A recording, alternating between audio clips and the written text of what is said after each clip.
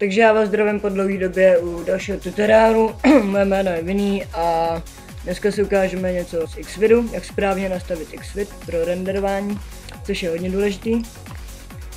A nebudu to nějak dál zdržovat a pustíme se rovnou do samotné instalace.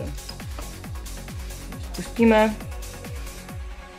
Jinak odkaz na Xvid vám dám do popisku videa, kde to můžete stáhnout. Takže to dáme OK. Next. Další povolíme všechno a dáme další. A dáme finish.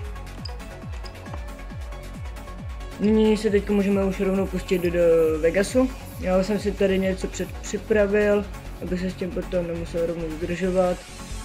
Takže si to označíme. Dáme file. Render as. Tohle je hodně důležitý. Tady zvolíme formát, já nejčastěji používám asi AVI, kvůli Xvidu je to dobrý a jsem s tím spokojený, takže dáme AVI. Template dáme default, což znamená, že se mi udělá úplně přesně to samé, co jsem si nastavil v nové kompozici. Takže necháme rozlišení monitoru na 1376x768. Framerate záleží na vás, jak hodně plynulý video chcete. Takže já používám 35 fps za sekundu. Tohle nás nemusí zajímat. Jo, tohle nám zajímá. Dáme non-progressive scan. Pixel aspect radio 1. Video formát, což je hodně důležitý, s tím si teď trošku pohrajem. Takže vybereme formát a náš Xvid, který jsme si nainstalovali. Dáme configurate. A nyní si nacházíme v celém nastavení Xvidu. Takže dáme profile. Takže zvolíme poslední možnost. Dáme single pass a dáme target quantizer. Tady vidíme, že se nám nastavilo na 700. Kdybychom to nechali takhle, tak to budeme mít na 40. A což by byla hodně špatná kvalita. Takže dáme target quantizer a budeme to mít v kilobajtech bababa. Takže to dáme úplně na max.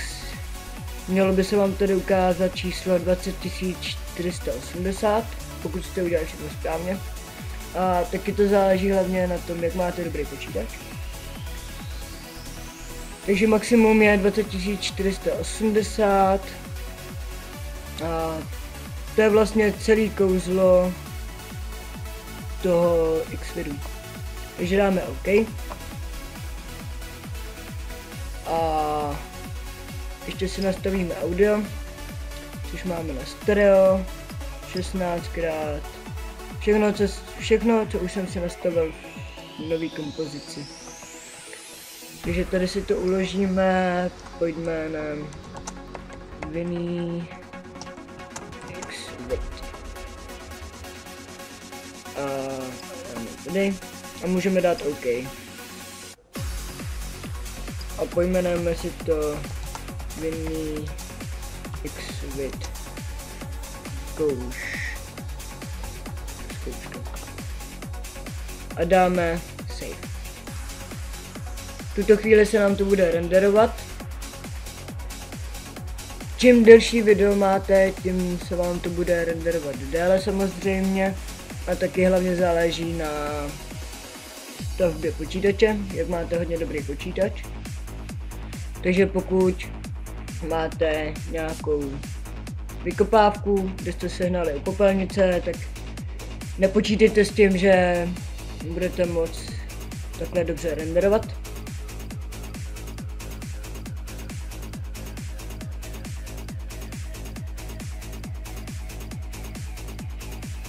A nyní vidíme, že už tu budeme mít skoro vyrenderovaný. Takže si rovnou ukážeme, do jaké kvality jsme to vyrenderovali. Takže dáme open.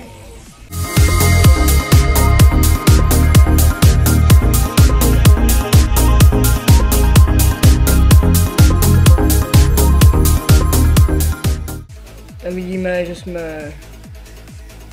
s tím spokojený. Tak jo, pokud se vám tohle tutoriál líbil, určitě nezapomeňte dát like nebo odběr a já se s vámi rozloučím a budu se těšit do dalšího videa. Takže čau!